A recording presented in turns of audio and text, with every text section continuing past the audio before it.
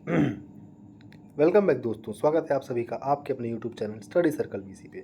दोस्तों आइए आज हम छत्तीसगढ़ शिक्षक भर्ती परीक्षा 2023 से संबंधित बाल विकास एवं शिक्षा शास्त्र के 30 नए महत्वपूर्ण प्रश्नों को रिवाइज करते हैं। ये भी आपका सीजी टेट का ही एक प्रश्न है, जो कि 2020 का सीजी टेट जो 2022 के जनवरी में हुआ है उसका है। पेपर 1 का आज 30 प्रश्न हम करने जा रहे हैं। बहुत ही मज़ा आने वाला है, वीडियो के अंत तक बने रहिएगा। और अगर अभी तक आपने चैनल को सब्सक्राइब नहीं किया है तो सब्सक्राइब जरूर कर लें। चलिए आज के हम अपने पहले प्रश्न को स्टार्ट करते हैं। हमारा पहला प्रश्न है, सामाजिक विकास अनिवार्य रूप से एक विषय है किसका? सामाजिक व्यवस्था की मांगों का अनुपालन, सामाजिक व्यवस्था के उद्देश्यों के साथ स्वयं के उद्देश्यों का एकीकरण, सामाजिक सुरक्षा एवं स्वीकार्यता की उपलब्धि या प्राप्ति, और चौथा है सामाजिक वृत्त का विकास। दोस्तों इस प्रश्न का जो सही उत्तर है वो है ऑप्शन नंबर बी। सामाजिक विकास अनिवार्य रूप से एक विषय है किसका? तो आपका सामाजिक व्यवस्था, ठीक है, सामाजिक व्यवस्था के उद्देश्यों के साथ स्वयं के उद्देश्यों का एकीकरण। स्वयं के उद्देश्यों का एकीकरण भी क्या है? सामाजिक विकास अनिवार्य रूप से एक विषय है। अगला प्रश्न है, बी.एफ. स्किनर के अनुसार बच्चों में भाषाई विकास निम्नलिखित का परिणाम है। देखिए बी.एफ. स्किनर, अगर मैं आपको एक बात बताऊं तो बी.एफ. स्किनर जो वैज्ञानिक थे, इन्होंने अनुकरण और पुनर्बलन का सिद्धांत दिया था। याद रखिएगा कि बी.एफ. स्किनर ने क्या सिद्धांत दिया था? अनुकरण और पुनर्बलन का सिद्धांत। बच्चे अनुकरण और पुनर्बलन के माध्यम से सीखते हैं, ऐसा किसने कहा था? तो बी.एफ. स्किनर ने। तो इस प्रश्न का सही उत्तर क्या हो जाएगा? अनुकरण एवं पुनर्बलन, मतलब 2 का ऑप्शन नंबर क्या हो गया? बी। आगे बढ़ते हैं। तीसरा प्रश्न है, अच्छा अधिगम निर्भर करता है शिक्षक पर, छात्रों की सक्रिय रुचि पर, अच्छी शिक्षण विधियों पर, शिक्षक सहायक सामग्रियों के न्यायोचित उपयोग पर। बिल्कुल नहीं। याद रखिएगा अच्छा अधिगम किस पर निर्भर करेगा?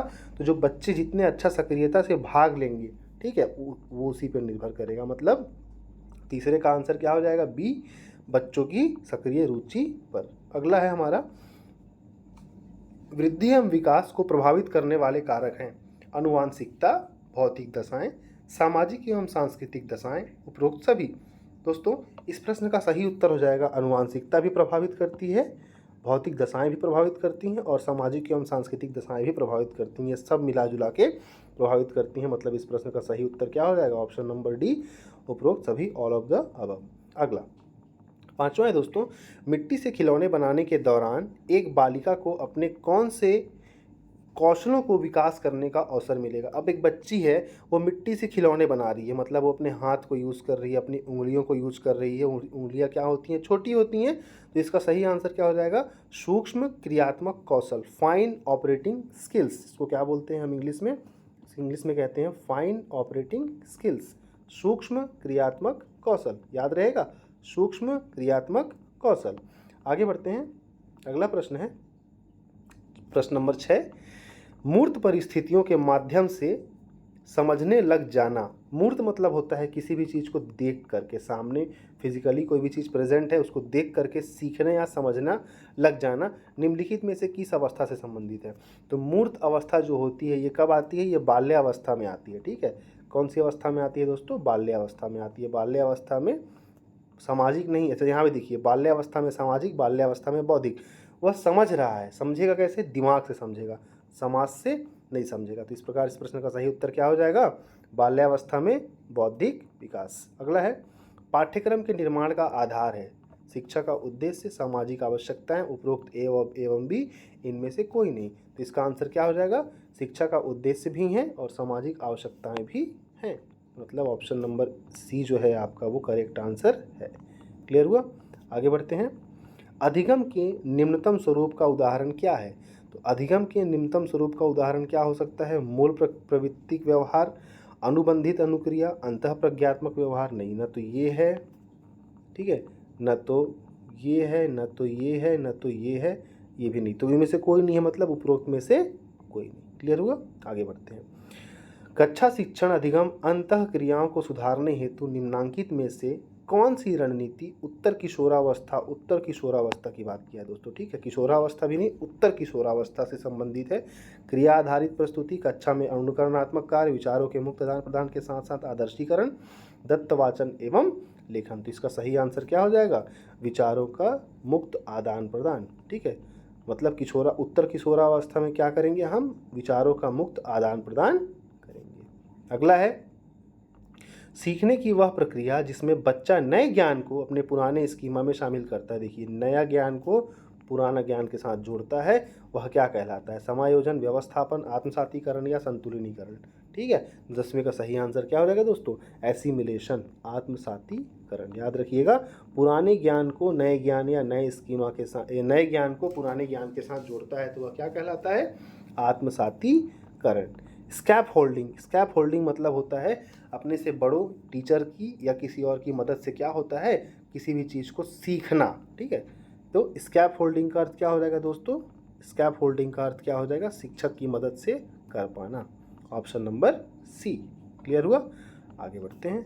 अगला प्रश्न है,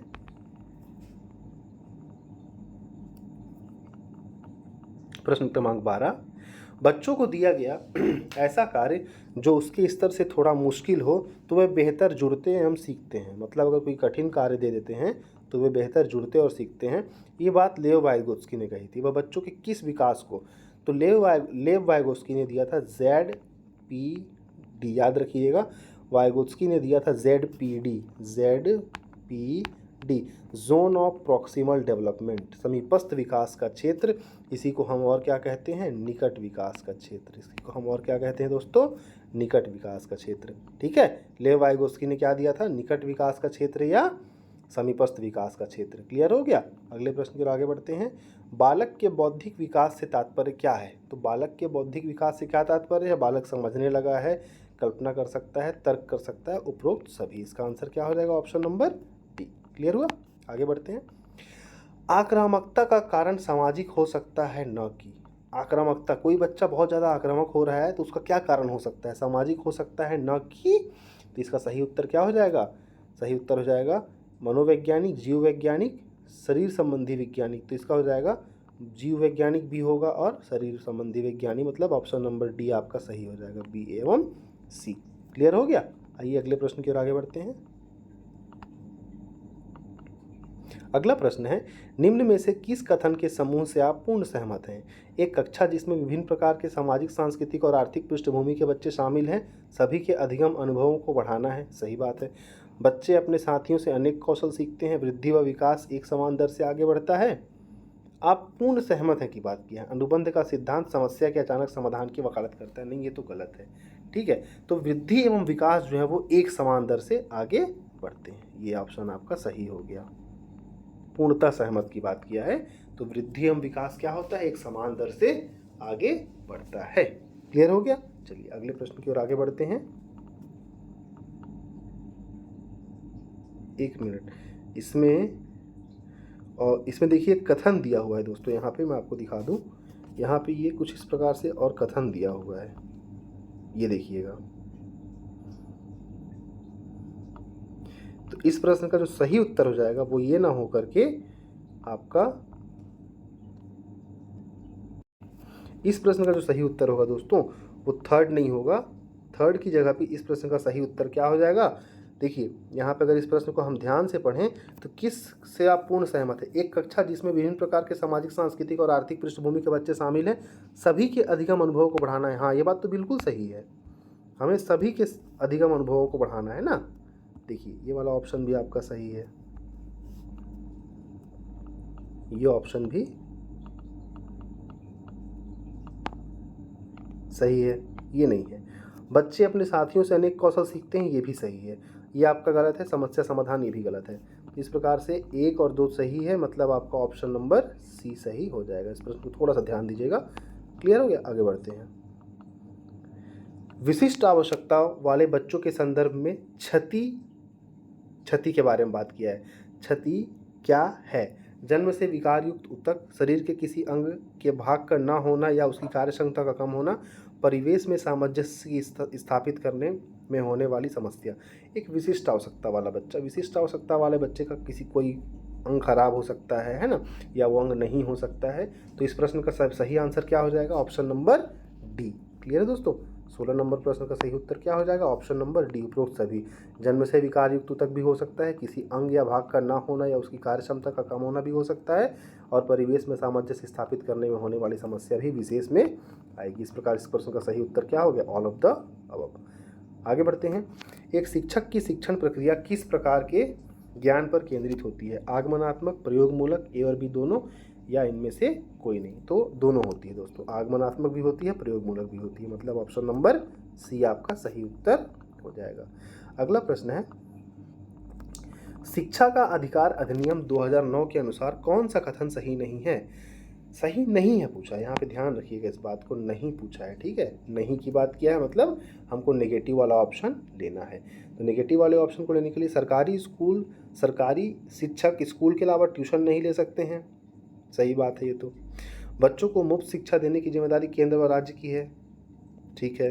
विशेष आवश्यकता वाले बच्चों के लिए मुफ्त शिक्षा की उम्र 14 से बढ़ाकर 18 की गई है।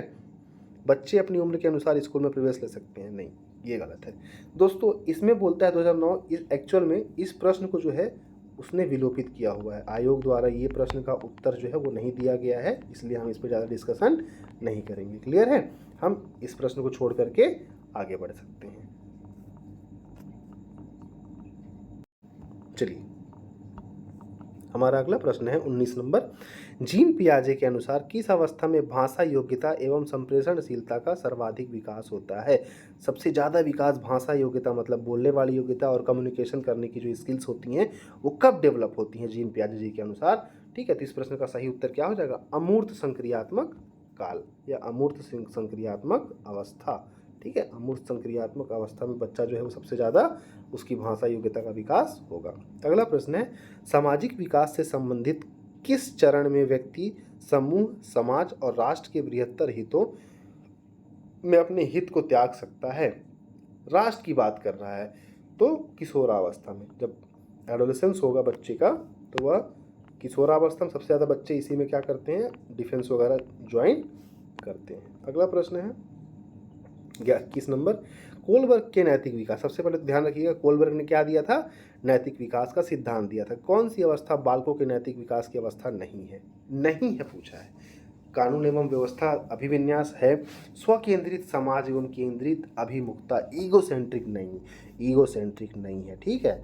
आपका कानून व्यवस्था है, सामाजिक अनुबंध है, दंड एवं आज्ञा पालन भी है, पर ये नहीं है, तो इसलिए ऑप्शन आपका क्या सही हो जाएगा? नहीं है पूछा है ना। स्वकेंद्रित समाज और ईगोसेंट्रिक सोशल सेंट्रिक ओरिएंटेशन, यही आपका सही आंसर हो जाएगा। अगला प्रश्न है, सीखने की वह प्रक्रिया जिसमें लर्नर्स को शुरू में उसके द्वारा प्रदर्शित क्षमताओं से अंतिम अपेक्षित व्यवहार तक ले जाया जाता है, क्या कहलाता है? ठीक है, क्या कहलाता है दोस्तों? Programming model. प्रोग्रामिंग मॉडल क्या करता है? शुरू से लेकर के क्षमताओं से अंतिम से अपेक्षित व्यवहार तक ले जाया जाता है, इसको हम क्या कहते हैं? Programming model. ध्यान रहेगा। चलिए आगे बढ़ते हैं प्रश्न क्रमांक 23 की ओर। अगला है, पियाजे जी के अनुसार बच्चों के संज्ञानात्मक विकास में मूर्त संक्रियात्मक अवस्था कब से कब तक होती है? तो मूर्त संक्रियात्मक अवस्था 7 से लेकर 11 साल तक होती है, फिर अमूर्त होती है 11 से लेकर के 18 तक। क्लियर हो गया? आगे बढ़ते हैं 24 नंबर प्रश्न, संज्ञानात्मक विकास का अर्थ क्या है? व्यक्तिगत विकास, अभियोग्यता का विकास, बच्चे का विकास, शारीरिक कौशल का विकास। सही आंसर क्या हो जाएगा दोस्तों इसका? अभियोग्यता। संज्ञान मतलब होता है उसके नॉलेज, उसका दिमागी ज्ञान कितना है, मतलब उसके व्यक्तिगत विकास नहीं हो सकता है। बच्चे का विकास तो हो गया, शारीरिक विकास नहीं, बुद्धि का विकास बोल रहा है, अभियोग्यता का विकास। ठीक, अगले प्रश्न की ओर आगे बढ़ते हैं। रूपा, अब देखिए एक लड़की है रूपा, है ना, रूपा है, इसकी आंखें, रूपा की आंखों की कॉर्निया सूख गई है और उसे दिखाई देना बंद हो गया है। रूपा की आंखों की कॉर्निया क्या हुई दोस्तों? सूख गई हैं और उसे दिखाई देना बंद हो गया है। आप रूपा को किस समूह के अंतर्गत रखकर कार्य करेंगे? तो हम रूपा को किस समूह के अंतर्गत रखेंगे? अपंगता। ठीक है, 25 का सही आंसर क्या हो जाएगा? ए। 25 का हो जाएगा ए, अपंगता। क्लियर हो गया? अब अगले प्रश्न की ओर आगे बढ़ते हैं। हमारा 26 नंबर प्रश्न है, विशेष आवश्यकता वाले बच्चों के बारे में बात कर रहा है। विशेष आवश्यकता वाले बच्चों के लिए समावेशी शिक्षा का प्रायोजन किया गया है, जिसका मुख्य उद्देश्य है कक्षा में सहयोग की भावना बढ़े, उन्हें सहानुभूति का भाव मिल सके, नहीं, जीवन की सामान्य प्रक्रियाओं से तालमेल बिठाकर सीख सकें, उन्हें शिक्षित कर सकें। तो बिल्कुल इस प्रश्न का सही उत्तर हम सबको दिख रहा है, जीवन की सामान्य प्रक्रियाओं से तालमेल बिठाना वो सीख सकें, है ना। 26 का विशेष आवश्यकता वाले बच्चों के लिए समावेशी शिक्षा का मुख्य उद्देश्य क्या है? जीवन की सामान्य प्रक्रियाओं से तालमेल बिठाना सीख सकें। अगले प्रश्न की ओर आगे बढ़ते हैं। बच्चों में सामाजिक भावनात्मक संबंध बनाने की कठिनाई की समस्या, अभी कठिनाई की समस्या तो एक शिक्षक कैसे पहचानता है? ठीक है, एक शिक्षक कैसे पहचान सकता है? भिन्न भिन्न परिस्थितियों में उनके व्यवहार का आकलन करके, सही है। अनुमान लगा के नहीं, ये तो गलत हो गया। माप कर भी नहीं, पालकों से पूछ कर भी नहीं। तो ऑप्शन नंबर क्लियर दिख रहा है, 27 का क्या हो गया? ए सही है। 28 की बात करते हैं। बाल विकास की किस अवस्था को भाषा सीखने की सर्वोत्तम अवस्था कहा गया है? देखिए, भाषा सीखने की सर्वोत्तम अवस्था जो होती है वो बाल्यावस्था होती है, और बाल्यावस्था में भी पूर्व बाल्यावस्था, ना कि मध्य, ना कि उत्तर, है ना कि उत्तर बाल्यावस्था, ना कि मध्य बाल्यावस्था, ना ही शैशवावस्था।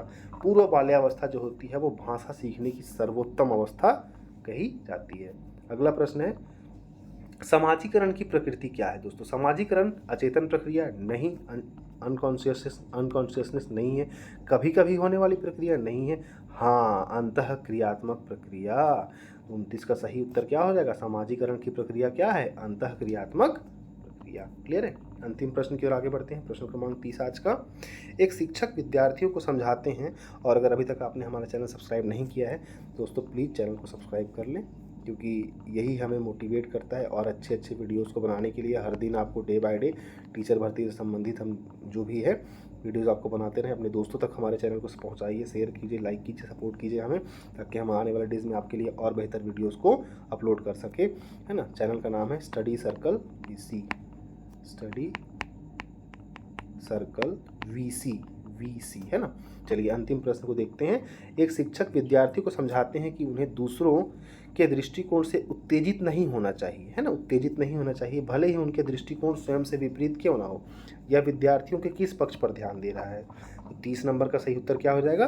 संवेग। बच्चा जो संवेग में आता है, गुस्सा हो जाता है, उत्तेजित मतलब होता है गुस्सा होना, है ना, गुस्सा नहीं होना चाहिए। मतलब एक शिक्षक विद्यार्थियों को क्या बोलते हैं कि उन्हें दूसरों के दृष्टिकोण से गुस्सा नहीं होना चाहिए, उत्तेजित नहीं होना चाहिए, बल्कि भले ही उनके दृष्टिकोण स्वयं से विपरीत क्यों ना हो, है ना। तो वह किस पक्ष पर बात कर रहा है? वह उनके संवेगात्मक विकास पर बात कर रहा है, ना कि संज्ञानात्मक, ना कि शारीरिक, ना कि सामाजिक। इस प्रश्न का सही उत्तर हो गया 30 का बी, संवेगात्मक विकास। वह उसके संवेगों की बात कर रहा है ना। इस प्रकार हमने आज फिर 30 प्रश्नों को अच्छे से डील कर लिया। आई होप आपको वीडियो पसंद आया होगा। फिर एक बार रिक्वेस्ट करूंगा, अगर वीडियो पसंद आया तो लाइक, शेयर और सब्सक्राइब जरूर कर लीजिएगा। मिलेंगे अगले वीडियो में, तब तक के लिए धन्यवाद।